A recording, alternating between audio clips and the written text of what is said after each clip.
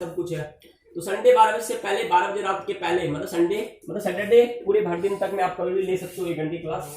Okay, मैं पूरा syllabus कर दूंगा, ठीक है। तो ध्यान से देखो, आज मेजर कॉन्सेप्ट हमारा हो जाएगा। ओके, हमारे पास क्या है? सॉलिड है, लिक्विड है, गैस है। तो हमने कहा कि हमारा पार्टिकल का एनर्जी किस तरह से रिप्रेजेंट करता है? इस तरह से रिप्रेजेंट करता है। इस स्टेट में ये पोजीशन आपका क्या होता है? R0 पे होता है। R0, ओके, दो एटम है, दो पार्टिकल्स है, दो पार्टिकल्स के बीच का डिस्टेंस अगर R0 है तो वो मोस्ट स्टेबल स्टेट में पाया जाता है, मतलब इक्विलिब्रियम स्टेट में पाया जाता है, मतलब इक्विलिब्रियम स्टेट में पाया। आज तुम सच में बहुत अच्छे से बैठे हो, प्लीज ऐसे बैठा करो, ठीक है। हाँ, ओके, तो क्रेडिट गोस टू स्वास्थ्य, थैंक यू स्वास्थ्य, ठीक है। तो हमारे पास जो डिस्टेंस है पार्टिकल्स के बीच R0 है, तो इस R0 डिस्टेंस पे पार्टिकल हमेशा क्या होता है? इक्विलिब्रियम में होता है। मतलब किसी भी मटेरियल में एक R0 डिस्टेंस एग्जिस्ट करेगा जिस डिस्टेंस पर पार्टिकल मोस्ट स्टेबल स्टेट में पाया जाएगा, ठीक है।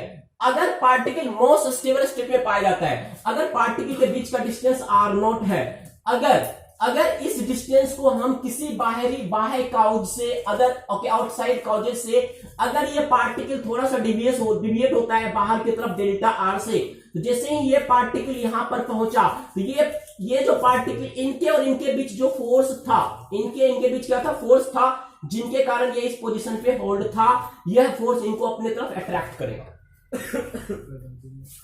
क्लियर है?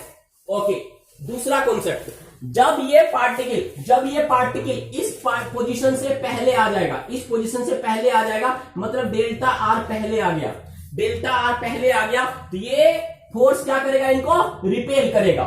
मतलब यह सिस्टम कहेगा कि तुम हमेशा यहीं पर रहो। अगर ये इधर आएगा तो नहीं, तुम वहां जाओ, अगर दूर जाके नहीं, यहां पे आओ। इसी कारण से सॉलिड का स्ट्रक्चर क्या होता है? रिजिड होता है। This is the reason behind that. Okay, अब ये वाला जो पोजीशन है, ये वाला पोजीशन पे एनर्जी ये है, ये वाले पोजीशन पे एनर्जी ये है। ओके, किसी भी सिस्टम का क्या होता है? पोटेंशियल एनर्जी होता है, ठीक है। तो अगर ये इस इक्विलिब्रियम पोजीशन पे होगा तो उस टाइम पर पोटेंशियल एनर्जी मिनिमम होगा, ज्यादा से ज्यादा निगेटिव होगा। पोटेंशियल एनर्जी किसी भी सिस्टम का जितना ज्यादा निगेटिव होता है, ओके, वो सिस्टम उतना ही ज्यादा स्टेबल होता है। तो इस दुनिया में जितने भी पार्टिकल हैं, जितने भी सॉलिड पार्टिकल है, वो हमेशा यह कोशिश करता है कि उसकी पोटेंशियल एनर्जी क्या हो? निगेटिव हो। तो अगर हम किसी ब्रिज के कंस्ट्रक्शन में जितने भी मटेरियल यूज कर रहे हैं, रेल ट्रैक बनाने के लिए जो मटेरियल यूज कर रहे हैं, उस मटेरियल की पोटेंशियल एनर्जी क्या है? बहुत ही निगेटिव है, बहुत ज्यादा निगेटिव है। ऑन द अदर हैंड, अगर हम प्लास्टिक की बात कर रहे हैं तो उनकी पोटेंशियल एनर्जी क्या है? बहुत कम है। अगर हम इसके पोटेंशियल एनर्जी की बात कर रहे हैं तो ये पोटेंशियल एनर्जी क्या है? बहुत कम है, तुरंत टूट गया। क्लियर है? So this is the thing. तो ये बात तुम्हें समझ आ गया। अब देखो, जो दूसरी बात मैंने बता दिया था कि अगर आप पार्टिकल को दूर ले जाते हो तो पार्टिकल की एनर्जी कहां पर टेंस करने की कोशिश करती है? जीरो पे। कहां पे? जीरो पे। पार्टिकल को अगर इंफिनिटिवली दूर कर दोगे, अगर दो पार्टिकल को आप इंफिनिटिवली दूर कर दोगे तो उनके बीच का पोटेंशियल एनर्जी क्या हो जाएगा? जीरो। चल, अगर पार्टिकल को आप निकट करते हो ना तो बहुत ही अनवांटेड फेनोमेना होता है, और वो फेनोमेना यह होता है कि अगर आप थोड़ा सा निकट पार्टिकल कर दोगे ना, इसकी एनर्जी पॉजिटिव में हो जाएगा। और जब भी पार्टिकल की एनर्जी पॉजिटिव में होती है तो पार्टिकल टूट जाता है। उसको हम ब्रेकिंग पॉइंट ऑफ पार्टिकल कहते हैं या फ्रैक्चर पॉइंट ऑफ पार्टिकल कहते हैं। तो जितने भी एक्सप्लोसिव अटैक होता है और विस्फोट होता है, वो उसकी एनर्जी इस लिमिट पे चला जाता है, उसकी एनर्जी इस लिमिट पे पॉजिटिव वैल्यू में चला जाता है। इसी कारण आप देखोगे बम जो बनाते हैं हम, ठीक है, तो उसको हम रैप किए हुए रहते हैं। क्या होते हैं? रैप। ओके, जो रैप क्या हुआ, जितना स्ट्रॉन्ग होगा आवाज उतना ज्यादा होगा, मतलब अपोज करने वाला जितना स्ट्रॉन्ग होगा उतना ज्यादा आवाज होगा। क्लियर है? तो चलो, ये हमारी बात होगी। अब आगे बढ़ते हैं हम, that is okay elasticity. Elasticity का मतलब क्या होता है? इलास्टिसिटी क्या है? प्रॉपर्टी ऑफ मटेरियल है। इलास्टिसिटी क्या है? प्रॉपर्टी ऑफ मटेरियल है। उस प्रॉपर्टी ऑफ मटेरियल के कारण, because of that property of material, rubber किसी के पास है? किसी के पास रबर है? किसी के पास रबर है? अभी खिलाफ नहीं है किसी के पास रबर? वो है रबर, बाल में है तो है तो रबर ज्यादा अंदर है क्या? ज्यादा अंदर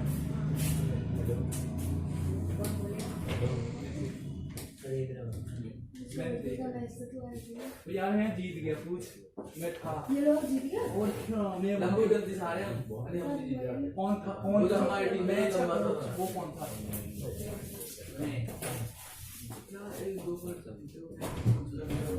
अब ये मत सोचना कि मेरे पास रबर कहाँ से आया, ठीक है।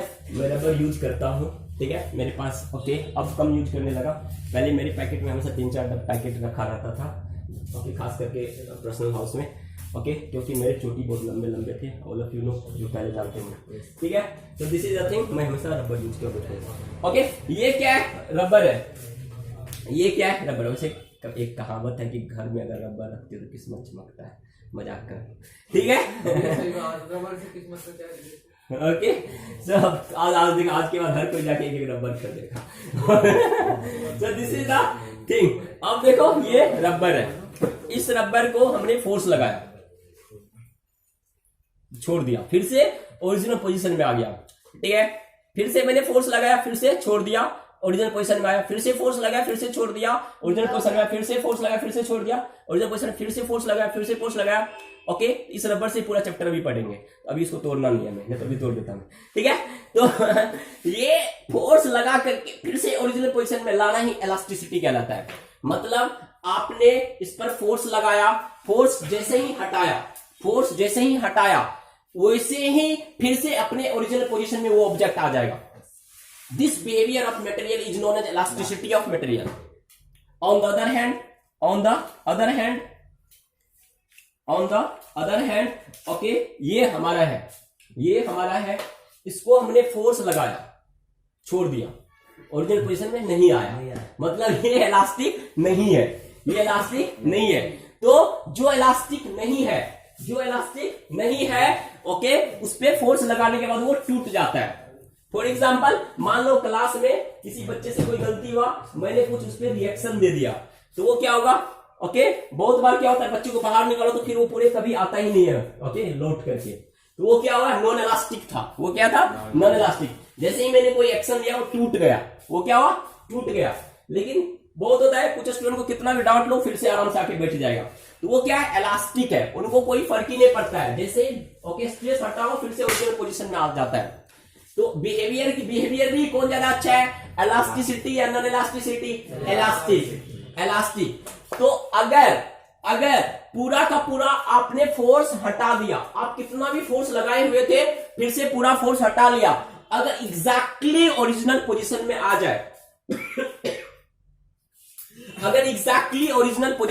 जाए, उसको हम कहते हैं परफेक्टली इलास्टिक। ठीक है, कि एग्जैक्टली वो ओरिजिनल पोजीशन में आ जाए। अब क्या होने वाला है? इस रबर को, अगर ये रबर पहली बार यूज करा, इस रबर को मैंने, किधर गया रबर? वो भी नॉन इलास्टिक बन गया है तो कहीं यहीं पे। हाँ, ये रबर है, ये रबर। ओके, अब समझना, हर मटेरियल की कैपेसिटी क्या होती है? हर मटेरियल पे अगर आप रिपीटेटिव फोर्स लगाओ तो वो ब्रेक हो जाता है। हर मटेरियल पे रिपीटेटिव फोर्स लगाओगे तो वो ब्रेक हो जाता है। मतलब कि आपने ब्रिज बनाने में जो मटेरियल यूज किया हुआ है बीम के लिए, जब पहला दिन ब्रिज का था, उस दिन जो उस मटेरियल की वैल्यूज थी, और जब वो ब्रिज 5 साल यूज होने के बाद उस मटेरियल की जो वैल्यूज होगी डिफरेंट हो जाएगी, क्योंकि उस पर लोड बार बार आया। जब लोड बार बार आया तो बार बार वो इलास्टिक नॉन इलास्टिक बिहेवियर किया, और जब बार बार कोई इलास्टिक नॉन इलास्टिक बिहेवियर होता है तो एक लिमिट के बाद उनकी प्रॉपर्टी खत्म हो जाती। समझ में आया सबको? मतलब कि इस रबर को अगर हम बार बार फोर्स लगाते रहेंगे तो आपने देखा होगा घर में कि जो रबर यूज होता है वो ढीला हो जाता है, उनको हमें 2 बार रैप करना पड़ता है, और स्टार्टिंग में 1 बार में ही काम हो जाता है जब बाल घने होते हैं। तो एक्चुअली क्या हुआ है, वो रबर को आपने 1 मंथ तक कंटिन्यूअसली हर दिन इस्तेमाल किया, वो रबर की इलास्टिक जो प्रॉपर्टी है वो खत्म हो गया, ठीक है। और जैसे ही वो प्रॉपर्टी खत्म हो गया, फिर से आपको वो बिहेवियर नहीं मिलेगा इसमें जो पहला दिन इस्तेमाल करने टाइम था। This is the main property of elastic body. मतलब कि आपके दिमाग में ये घुस जाना चाहिए अभी कि अगर आप बार बार टॉर्चर करोगे इलास्टिक बॉडी को तो उनकी प्रॉपर्टी खत्म हो जाएगी, अब पहले समझ लो फिर मैं दिखाते रहूंगा। ठीक है, अब क्या है, ओके अब क्या है, मान लो ठीक है, आप देखे होगे रड, देखे हो रड, ओके जो घर बनाने में यूज होता है। ठीक है, आप ओके हायर लेवल में जाओगे तो आपको एक्सपेरिमेंट करना पड़ेगा। ठीक है, टेंसाइल, ओके हम क्या करते हैं, अब पहले स्ट्रेस समझ लो फिर हम लिखा लेंगे। ठीक है, अच्छा इलास्टिसिटी समझ में आ गया, नॉन इलास्टिसिटी सबको समझ में आ गया। इलास्टिसिटी का मतलब क्या है कि आप फोर्स हटा लोगे तो फिर से ओरिजिनल पोजीशन में आ जाएगा। जितना अच्छा इलास्टिक होगा, अगर परफेक्टली इलास्टिक होगा तो परफेक्टली एग्जैक्टली ओरिजिनल पोजीशन में आ जाएगा। ओके, और परफेक्टली इनइलास्टिक होगा तो वो टूट जाएगा। जैसा पेपर टूट गया, क्लियर है, लेकिन रबर नहीं टूटा, रबर फिर से ओरिजिनल पोजीशन में आ गया। ओके, अगर आप बार बार लोड अप्लाई कर रहे हो, लोड का मतलब क्या होता है, फोर्स का मतलब क्या होता है, प्रेशर। ओके, बार बार अगर आप फोर्स प्रेशर लोड अप्लाई कर रहे हो तो एक लिमिट के बाद, after repetitive using of okay load on the okay material, their property will loss. Okay, उसकी जो इलास्टिसिटी वाली बिहेवियर होगी वो क्या हो जाएगी, लॉस हो जाएगा। क्लियर है, so this is the thing. उसके बाद अब आता है स्ट्रेस। क्या होता है स्ट्रेस का मतलब ये होता है कि मान लो ये हमारा ऑब्जेक्ट है, इस ऑब्जेक्ट का ये क्रॉस सेक्शनल एरिया है, ये क्या है, क्रॉस सेक्शनल एरिया। इस क्रॉस सेक्शनल एरिया को अपन ने क्या दिया, ए। इस क्रॉस सेक्शनल एरिया को अपन ने क्या दिया, ए। इस क्रॉस सेक्शनल एरिया पे हमने एफ फोर्स लगाया, इस क्रॉस सेक्शनल एरिया पे हमने एफ फोर्स लगाया। तो इस एफ फोर्स के कारण इस क्रॉस सेक्शनल एरिया पे स्ट्रेस होगा और उस स्ट्रेस की वैल्यू होगी फोर्स बाय एरिया। उस स्ट्रेस की वैल्यू होगी फोर्स बाय एरिया। मतलब किसी भी क्रॉस सेक्शन पे अगर हम फोर्स लगाएंगे that force will lead to the stress to that portion. अब इस ज्योमेट्री, इस फिगर को देख करके आप कह सकते हो कि आप जितना ज्यादा फोर्स लगाओगे किसी भी सरफेस पर उतना ज्यादा स्ट्रेस होगा, जितना ज्यादा फोर्स लगाओगे उतना ज्यादा स्ट्रेस होगा, जितना कम क्रॉस सेक्शन होगा उस सरफेस पर उतना ज्यादा स्ट्रेस होगा, उतना ज्यादा स्ट्रेस होगा। मतलब कि अगर हमारे पास ओके ये है, अगर हमारे पास ये सरफेस है, अगर हमारे पास ये सरफेस है, ओके अगर हमारे पास क्या है, पेन का रिफिल खोल देना। ठीक है, अगर हमारे पास क्या है, ये सरफेस है, इस सरफेस पर हमने 10 न्यूटन का फोर्स लगाया तो इस पे कुछ स्ट्रेस होगा, इस पे कुछ स्ट्रेस होगा, उसको हम यहां से मेजर करेंगे। अब इस सरफेस पर भी हम 10 न्यूटन का फोर्स लगा रहे हैं तो सबसे ज्यादा स्ट्रेस इस सरफेस पर होगा या इस सरफेस पर होगा, इस सरफेस पर होगा। क्यों, क्योंकि इनका एरिया कम हो गया। क्लियर है, so this is the thing. अब देखो स्ट्रेस को हमने दो पार्ट में डिवाइड कर लिया, compressive stress, tensile stress. Compressive stress, tensile stress, compressive stress, tensile stress. अब आपका स्प्रिंग है, जब आप स्प्रिंग को बाहर की तरफ खींचते हो, तो आप वहां पे कौन सा स्ट्रेस लगा रहे हो, टेंसाइल स्ट्रेस। तो हमेशा टेंसाइल स्ट्रेस क्या करेगा, इलोंगेट करेगा। किसको इलोंगेट करेगा, लेंथ को। किसको इलोंगेट करेगा, लेंथ को। मतलब कि अगर आप किसी भी एरिया पे टेंसाइल स्ट्रेस अप्लाई कर रहे हो तो उस टेंसाइल स्ट्रेस के कारण इस मटेरियल का कुछ ना कुछ इलोंगेशन होगा। अगर ये एल लेंथ का ऑब्जेक्ट, अभी लिखना नहीं, मैं लिखाऊंगा नोट्स प्रॉपर्ली, अभी नहीं समझा रहा हूं। अगर ये एल लेंथ का ओके मटेरियल है, एल लेंथ के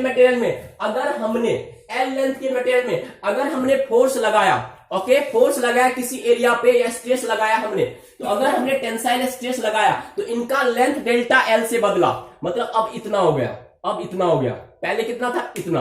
तो ये जो बीच में गैप है ये क्या, डेल्टा एल। तो दिस डेल्टा एल जितना से ये लेंथ चेंज हो गया divided by original length is known as strain. तो दूसरा टर्म हमारे पास क्या होता है, स्ट्रेन। तो स्ट्रेन क्या होता है, change in length bye original length. ठीक है, तो ये लीनियर स्ट्रेन है। ये क्या है, लीनियर स्ट्रेन, मतलब लेंथ के टर्म्स में स्ट्रेन है। उसी तरह से एरियल स्ट्रेन हो जाएगा। तो एरियल स्ट्रेन क्या हो जाएगा, डेल्टा ए बाय ए। उसी तरह से वॉल्यूमेट्रिक स्ट्रेन होगा, डेल्टा बी बाय बी। तो अगर हम बलून को आपने फुलाया, मान लो 200 ग्राम हवा का यूज करके बलून को आपने फुला दिया। अब 200 ग्राम सिचुएशन, 200 ग्राम जब हवा बलून के अंदर है, उस सिचुएशन पर बलून का कोई ना कोई क्या होगा, वॉल्यूम होगा, कोई ना कोई वॉल्यूम होगा। अब आप क्या करो, 200 ग्राम एयर से 50 ग्राम एयर और ज्यादा ऐड कर दो बलून में। तो अब आपने बलून के अंदर कितना ग्राम एयर ऐड कर दिया, 250 ग्राम। तो कितना वॉल्यूम चेंज किया, डेल्टा भी कितने का हुआ, 50। क्लियर है ना। तो दिस इज द थिंग। अब इसको ऐसे समझो, अगर हम कह देते हैं, ध्यान से समझना कि हमारा जो बलून है उनका सरफेस एरिया क्या होता है, 4 पाई आर स्क्वायर। ओके, क्या होता है, जो बलून होता है, स्फीयर होता है, उसका सरफेस एरिया क्या होता है जी, 4 पाई आर स्क्वायर। जो बलून होता है उनका वॉल्यूम क्या होता है, 4/3 पाई आर क्यूब। ठीक है, तो अगर इनिशियली एरिया था 4/3 पाई r1 क्यूब, ये क्या है V1, V2 क्या हो जाएगा 4/3 पाई r2 का होल क्यूब। तो डेल्टा V क्या हो जाएगा, 4/3 पाई r2 का होल क्यूब माइनस r1 का होल क्यूब। डेल्टा V, इतना वॉल्यूम चेंज करने के लिए हमें कितना ज्यादा प्रेशर लगाना पड़ा, इतना वॉल्यूम चेंज करने के लिए हमें कितना ज्यादा प्रेशर लगाना पड़ा। क्लियर है। वो अगर हमें पता चल जाएगा, तो यहां से हमारे पास क्या पता चल जाएगा कि हमने कितना स्ट्रेस लगाया वॉल्यूम में, अब अगर मेरे को वॉल्यूमेट्रिक स्ट्रेन पता करना है, तो इनिशियल वॉल्यूम हमारे पास क्या था, 4/3 पाई r1 क्यूब। अगर हम डेल्टा V/V कर देते हैं तो ये क्या हो जाएगा, वॉल्यूमेट्रिक स्ट्रेन। ये क्या हो जाएगा, वॉल्यूमेट्रिक स्ट्रेन। अब ठीक है, तो दिस इज द थिंग। अभी भी मत लिखो कुछ। ओके, देखो हमने इस रड पे टेंसाइल फोर्स लगाया, टेंसाइल फोर्स लगाने के कारण इस रड का लेंथ डेल्टा एल से चेंज हो गया। उसको हमने क्या कह दिया, अगर डेल्टा एल से चेंज हुआ तो टेंसाइल स्ट्रेन। क्या कह दिया, टेंसाइल स्ट्रेन। क्यों, क्योंकि हमने टेंसाइल फोर्स लगाया। Okay, on the other hand इनको अब हमने कंप्रेस किया। अगर हम किसी चीज को कंप्रेस करते रहेंगे तो भी उनका लेंथ कम हो जाएगा। तो जब कंप्रेशन के कारण लेंथ कम होगा, उसको हम कहेंगे कंप्रेसिव स्ट्रेन। आपने कंप्रेसिव फोर्स लगाया F, किस एरिया पे, उसी एरिया पे। तो आपका कंप्रेसिव स्ट्रेस क्या हो जाएगा, that force divided by area. तो सिंपल सी बात है, अगर हम टेंसाइल और कंप्रेसिव, अगर हम टेंसाइल स्ट्रेस की बात करते हैं, अगर हम कंप्रेसिव स्ट्रेस की बात करते हैं, अगर हम टेंसाइल स्ट्रेन की बात करते हैं, अगर हम कंप्रेसिव स्ट्रेन की बात करते हैं, तो ओके, टेंसाइल में दोनों फोर्स बाहर की तरफ लग रहा है, लेंथ की वैल्यू क्या हो रही है, ज्यादा हो रही है, इंक्रीज हो रही है। तो यहां पर जो वैल्यू आएगी वो क्या आएगी, पॉजिटिव होगी। यहां पर वैल्यू क्या होगी, पॉजिटिव होगी। ठीक है, अब कंप्रेसिव में क्या हो रहा है, दोनों फोर्स अंदर की तरफ लग रहा है, दोनों लेंथ क्या हो रहा है, कम हो रहा है। तो यहां पर वैल्यू क्या होगी, नेगेटिव होगी। तो ओके, इलास्टिसिटी सबको समझ में आ गया, नॉन इलास्टिसिटी सबको समझ में आ गया। ओके, स्ट्रेस सबको समझ में आ गया। ओके, स्ट्रेन सबको समझ में आ गया। Tensile stress, compressive stress, tensile strain, compressive strain, सब कुछ समझ में आ गया। ठीक है, अब पॉइंट लिखते चलो, लिखो। हाँ, लिखा रहा हूं, लिखो। When elasticity, when external forces are applied, the body may get deformed. The body may get deformed. हाँ, when deformed internal forces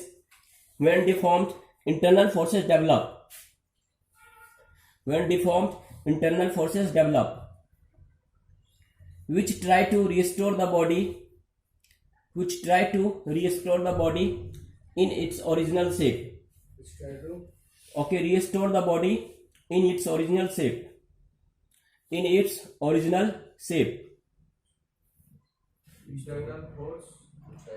Okay, internal forces develop which try to restore the body in its original shape. Next point, the extent the extent to which the shape of a body is restored the shape of a body is restored when the deforming forces are removed when the deforming forces are removed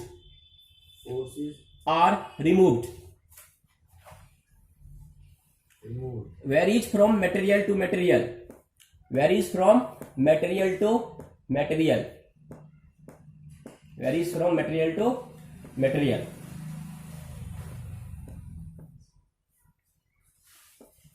clear है? कुछ भी मैंने नया नहीं लिखा है, simple सी बात मैंने ये कहा कि अगर आप किसी भी बॉडी पे फोर्स लगाते हो, ठीक है। अच्छा, एक बात लोगों में कंफ्यूजन होता है कि डिफॉर्मेशन अलग चीज है और इलोंगेशन अलग चीज है। नहीं, दोनों फिजिक्स में क्या है, सेम है। इंग्लिश में अलग चीज होती है, फिजिक्स में सेम चीज है। अगर हम डिफॉर्मेशन की बात कर रहे हैं तो लेंथ कम भी हो सकता है, ज्यादा भी हो सकता है, वॉल्यूम कम भी हो सकता है, ज्यादा भी हो सकता है, एरिया कम भी हो सकता है, ज्यादा भी हो सकता है। अगर हम फोर्स प्रेशर लोड की बात कर रहे हैं तो वो फोर्स प्रेशर लोड कंप्रेसिव भी हो सकता है, टेंसाइल भी हो सकता है। क्लियर है सबको? ओके। अच्छा, एक बात बताओ पहले, तब आगे बढ़ेंगे।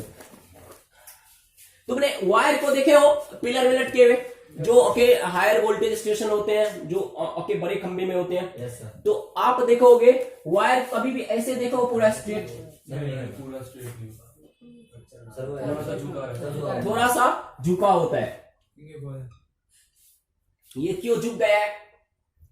ताकि सर्दियों में सब चलो वो एक्सपेंड सर्दियों में वो सब कम हो जाता है। वो अलग, हाँ वो भी रीजन है। बट अगर हम दूसरा एस्पेक्ट देखें, वो रीजन है कि हम दान के लूज छोड़ते हैं, जो ट्रेन के बीच गैप रखते हैं, एक्सटेंशन कॉन्ट्रैक्शन का, जो क्लास 8 के साइंस में पढ़ाया जाता है। It's okay, but here I am talking about class 11 physics.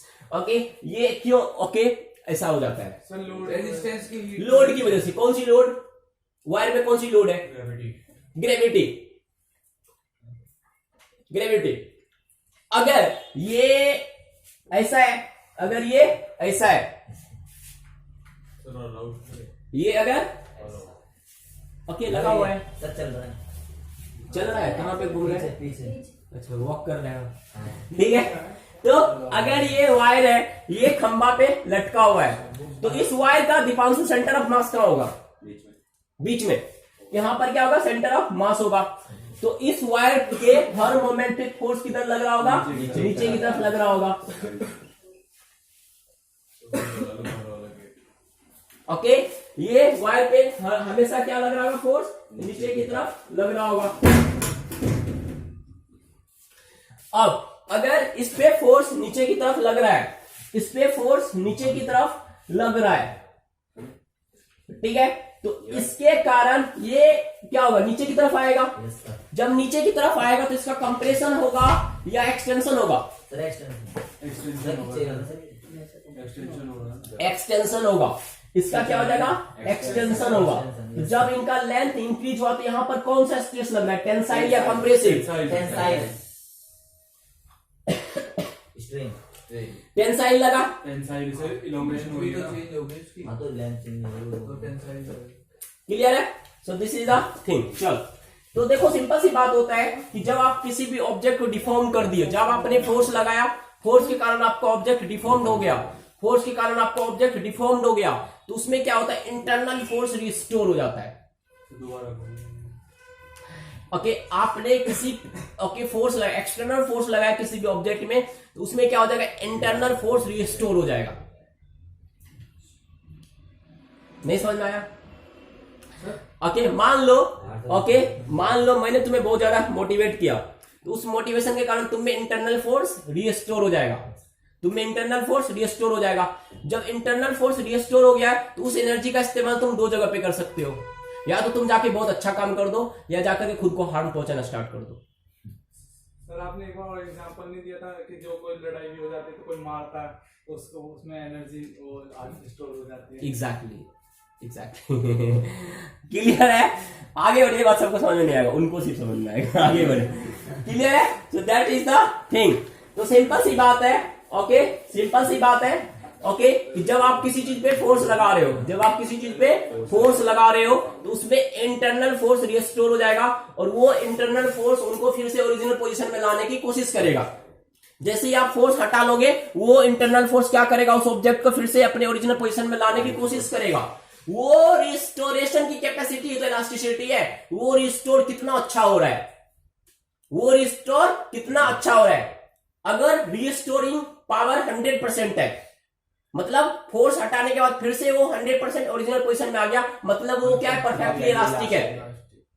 अगर पूरा का पूरा रिस्टोर 0% भी रिस्टोर नहीं हुआ, 0% भी रिस्टोर नहीं हुआ, तो वो क्या है, पूरा परफेक्टली इनइलास्टिक, परफेक्टली इनइलास्टिक। अगर इनके बीच में है, अगर इनके बीच में है तो लेस इलास्टिक, लेस इलास्टिक। अगर परफेक्टली इलास्टिक होगा तो ई की वैल्यू क्या होगी, सर एक 1। अगर परफेक्टली इनइलास्टिक होगा तो ई की वैल्यू क्या होगी, 0। अगर बीच में होगा लेस इलास्टिक तो क्या होगी, 0.5 approximately. हाँ, बिटवीन 0 to 1। तो आपके क्वेश्चन में वैल्यू दिया होगा, कितना वैल्यू है, 0.5, 0.4, 0.2। सर 0 किसके लिए होती है सर? ओके, किसके लिए होगा 0 के लिए, लास्ट हाँ, जिसमें पूरा ओके रिटर्न होगा ही नहीं। क्लियर है? So that is the thing. Next point add करो। सर लास्ट इस पे ओके, नेक्स्ट पॉइंट देखो, next new point, the property to restore the natural shape, the property to restore the natural shape, restore the natural shape, the natural shape, or to oppose the deformation, or to oppose the deformation is called elasticity. Oppose the deformation is called elasticity, is called elasticity. Next point, if a body completely gains its natural shape, if a body completely gains its natural shape, completely gain its natural shape after the removal of the deformation forces, after the okay natural shape, after the removal of the deforming forces, after the removal of the deforming forces, it is called a perfectly elastic body. After the removal of Okay, after the removal of the deforming forces, after the removal of the deforming forces, it is called perfectly elastic body. Elastic body. Next, yes sir. if a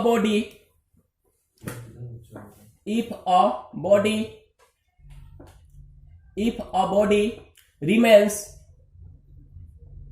in the deformed state, in the deformed state, and does not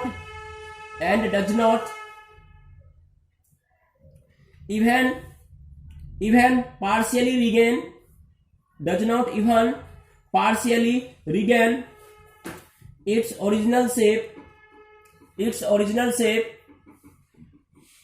after the removal of the deforming forces, After the removal of the deforming forces, it is called a perfectly inelastic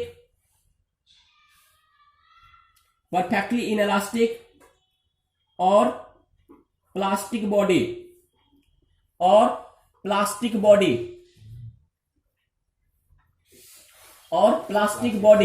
Next point, quite often when the often QUIT quite often when the deforming forces are removed, when the deforming forces are removed, the body partially regains